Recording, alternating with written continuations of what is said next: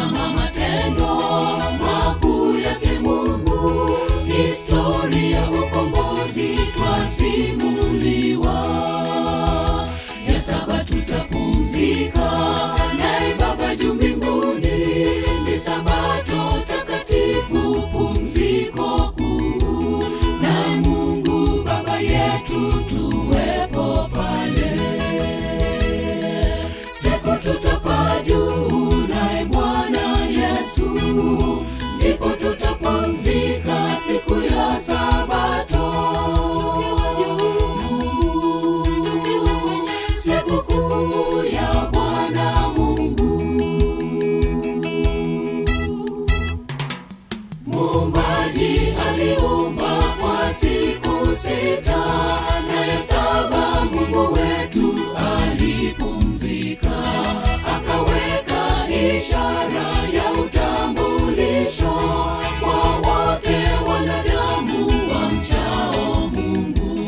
Hata kwenye nchi mpya na hata mbingu mpya, wanadamu watakuja kumuabudu.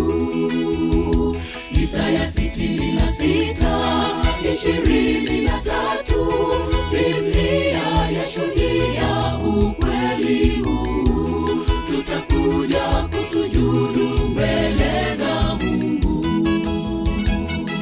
Siku tutapaa juu naye Bwana Yesu, ndipo tutapumzika siku ya sabato. Siku kuu ya Bwana Mungu.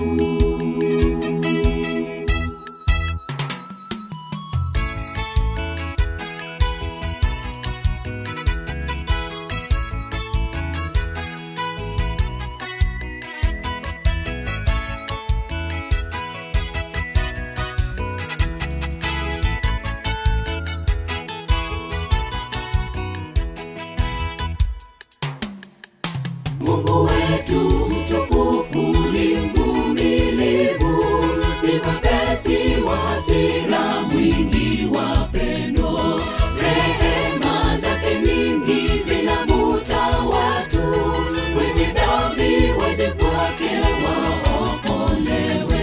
Rafiki, unangoja nini? Bwana anakusubiri, ufanye uamuzi, tunza sabato.